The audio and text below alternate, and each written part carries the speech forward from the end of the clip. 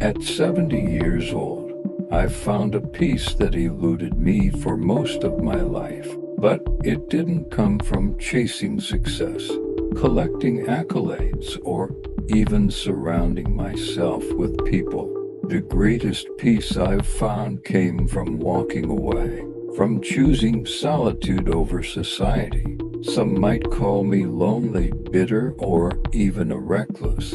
But the truth is far simpler. I've stopped spending time with people who drain me, and I've started truly living. For the next few minutes, I'll take you through the decades of my life, the lessons I've learned, the mistakes I made, and why, at this stage in my life, I've embraced being alone. Stick with me. By the end, you might see yourself in my story, or find the courage to make changes you've been avoiding. In my 20s and 30s, my life revolved around people. I was the one who showed up for everything: weddings, baby showers, birthday parties, you name it. To me, the measure of a successful life was the size of your social circle. The more people you knew, the more validated you felt. But looking back, I see now that much of my energy went towards shallow connections. I spent so much time being liked that I forgot to ask myself if I was actually happy. I remember my first big office job.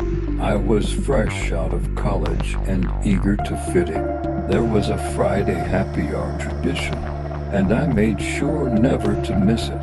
At first, it was exciting. I felt like I was part of something. But over time, I noticed a pattern. The conversations were full of gossip and one-upmanship. Who had the most expensive vacation? Who was on track for the next promotion? I joined in, laughing along, but deep down it felt hollow. It wasn't until much later that I realized these weren't real friendships.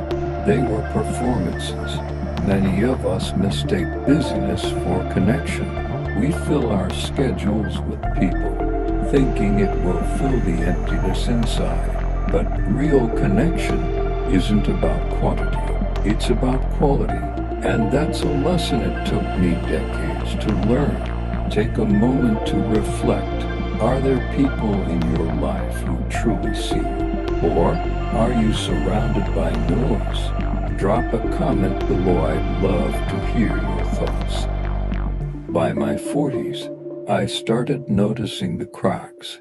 I didn't have a name for it then, but there was a subtle exhaustion that followed me everywhere. After every event, I'd come home feeling drained physically, emotionally, mentally. But instead of questioning it, I pushed through. I told myself this was just how life worked. Looking back, there were clear red flags I ignored for years. I was the go-to person in my circle, the listener, the fixer, the one who always said, "Don't worry, I'll help." But when I needed support, the silence was deafening. Have you ever been in a room full of people and felt completely alone? That's how I felt more often than not. Some people in my life thrived on drama. They'd vent endlessly about their problems, their grudges, their jealousy. At first, I thought I was being a good friend by listening, but over time, I realized their negativity was like poison. It didn't just affect them, it affected me too. There was a friend I had for over a decade. Let's call her Lisa. Lisa was charming, fun, and always had a story to tell. But her stories often came at someone else's expense. One day, I overheard her sharing something deeply personal. I'd confided in her with a group of people I barely knew. That moment broke something inside me. I realized Lisa didn't value me as a person. To her, I was just another character in her ongoing performance. Sometimes we stay in toxic relationships because we fear the alternative loneliness. But here's the truth. Being alone is far less lonely than being surrounded by the wrong people. Have you ever ignored a red flag in a relationship only to regret it later? Share your story in the comments. Let's support each other in learning to let go. My turning point came when I was 56. I had just come home from yet another exhausting dinner party, the kind where everyone talks, but no one truly listens. I sat down, looked around my empty living room, and felt a wave of sadness I couldn't explain. That night, I made a list, a brutally honest list. I wrote down every person in my life and asked myself two questions. 1. Does this person bring me joy or peace? 2. Does this person drain me? The results were sobering. The second list was much longer than the first. Over the next year, I started setting boundaries. I said no to invitations that didn't excite me. I stopped answering calls from people who only reached out when they needed something. And yes, I lost people along the way. Some drifted away, others left angrily. But what I gained was priceless peace, clarity, and a newfound sense of self-worth. There was one friend, a childhood friend I'd known for over 30 years.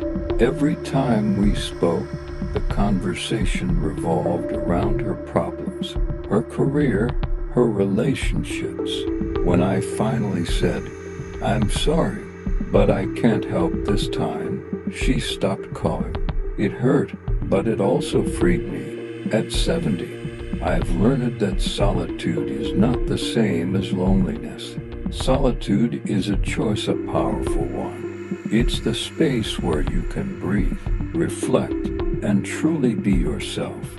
Here's what solitude has taught me. 1. Clarity. In the quiet, I've discovered who I really am, what I value, what brings me joy. 2. Selective relationships. I now spend time with a small handful of people who truly matter. These relationships are deeper, more meaningful, and far more fulfilling. 3. Energy preservation. I no longer waste energy on people who don't reciprocate or appreciate it. Learning to say no isn't selfish, it's self-care. If solitude feels intimidating, start small.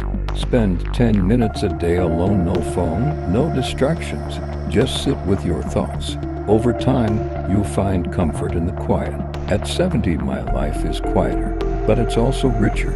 Avoiding people isn't about bitterness. It's about choosing peace over chaos. If you're younger, let me offer you this advice.